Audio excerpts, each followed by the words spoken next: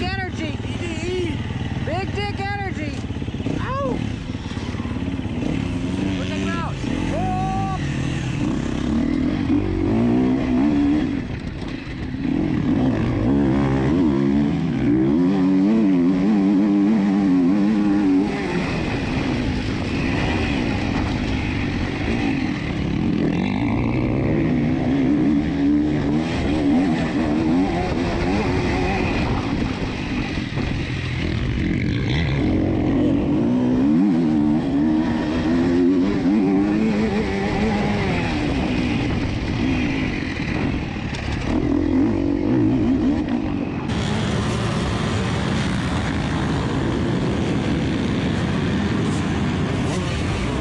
So yeah, I know that this is raw footage, but I'm borrowing my buddy's 350, and I'm trying to cheat. I'm trying to get ahead of the line here, and we've got some 450s and some Suzukis that are passing me.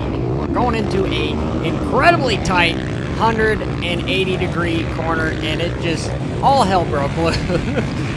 This track got so incredibly gnarly with rocks and everything. At the end of the day, with how soft my hands are, because I'm essentially a YouTuber now, man, I couldn't hold on to the handlebars. I ended up falling down like 7 times.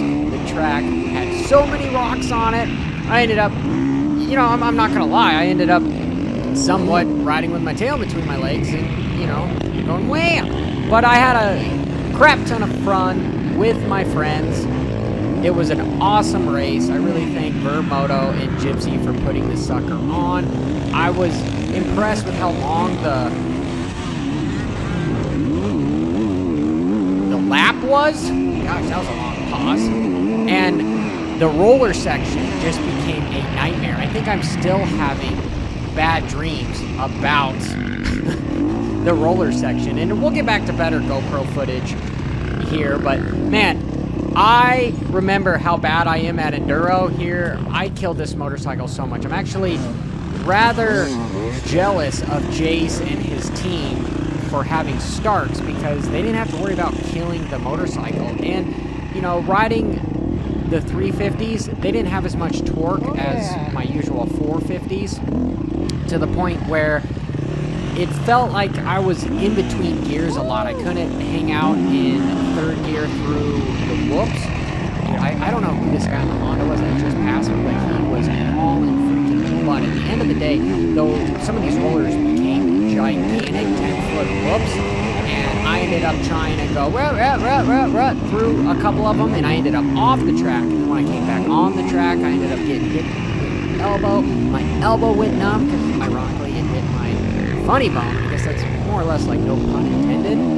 However, man, some of these dudes know how to ride incredibly well in this stuff, and I just need to ride more. And my whole demeanor about riding a dirt bike now is not about just realistically going WFO and trying to scare myself. More or less now it's about going WFO to the point where it's just fun. It's just fun. And I lost my GoPro. And sorry to my team, because I ended up putting the bike down, and then I ended up being like the 32nd port girl at Alabama Supercross, where I was weaving in and out trying to find this darn GoPro. It took me like 5-10 minutes, so, you know, I think our team went from like 18th to 26th at this point because of me looking for this. And I ended up finding it. And so I ended up sticking it down my pants. There should be like an OnlyFans sponsorship here. But we'll get back to some actual race footage. Some clean footage. At the end of the day, this was probably at, gosh, hour 7. This was the last time I rode. I think I had 54 or 69 blisters on both of my hands, trying to barely hang on. This track got so beat up, but it was a lot of fun. I'm still recovering from the whole thing. I hope they put on more events like this, and I'll have to get my own bike. But yeah, I'm still kind of leaning towards the 350, because what I was saying beforehand, as being jealous of the Gypsy 500 guys, is they didn't have to pull in the clutch. In the 350s, I just felt through the sand. I wanted my 450 torque to where I could literally be in third gear and just the entire time, where third gear on the 350 just didn't quite have enough bottom end torque for me to really feel like I could stay on top of the rollers coming out of corners, to the point where I ended up killing the motorcycle a lot. And I could also complain about my friend's setup on stuff, but I'm not going to, because Levi's bike is the current bike that I'm riding. He's 180 pounds, but the bike actually felt pretty darn good.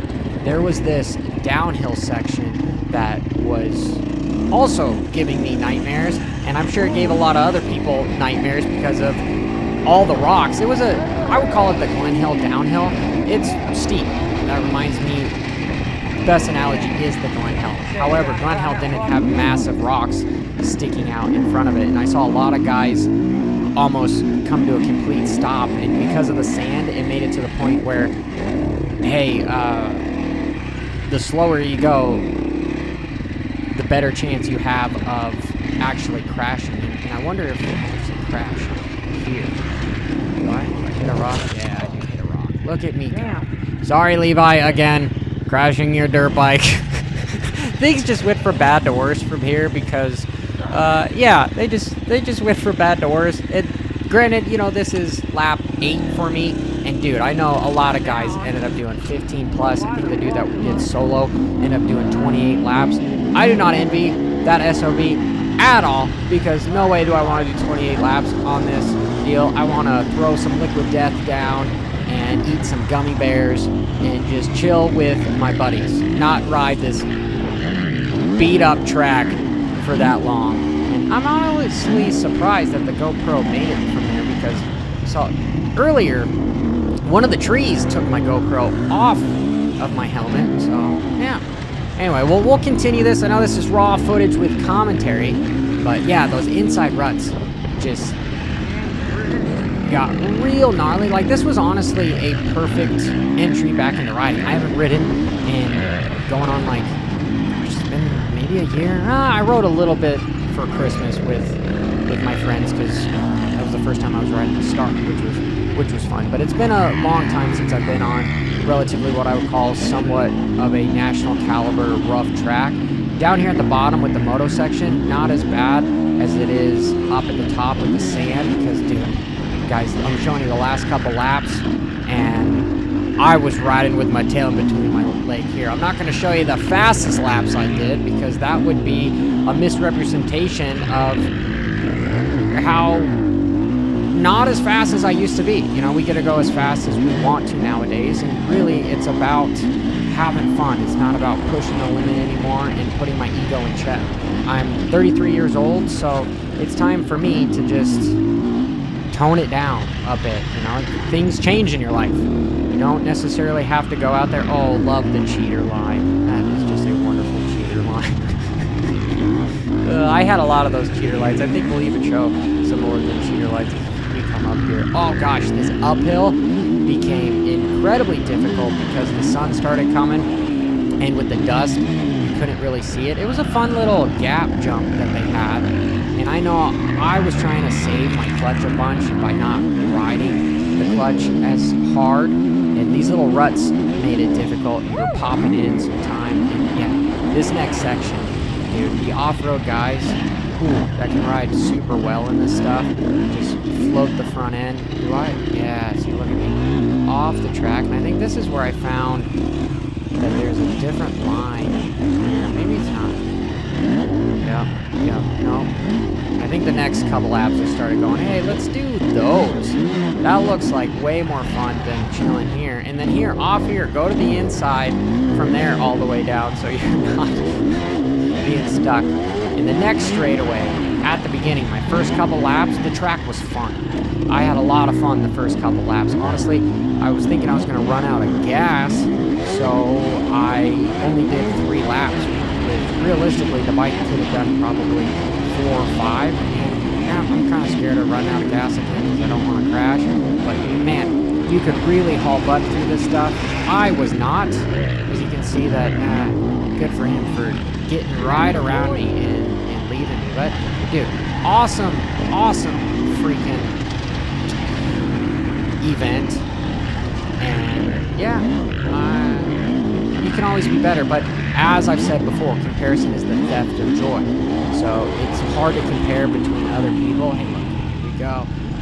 I think that was planned, and I didn't know how deep it was, so we're gonna go around for sure. And you got stuck behind a lot of people, and everyone was super friendly. Everyone made sure to help each other. And yeah, the money class, those guys were definitely going out there to really push. And so more or less, it was just about finishing for the guys. I honestly think I told my team, like, hey guys, let's ditch early and, you know, let's go get a 6-pack and get some pizza and let's watch the race. Yeah, ironically, I still had to mind look at how gnarly this is with the rocks.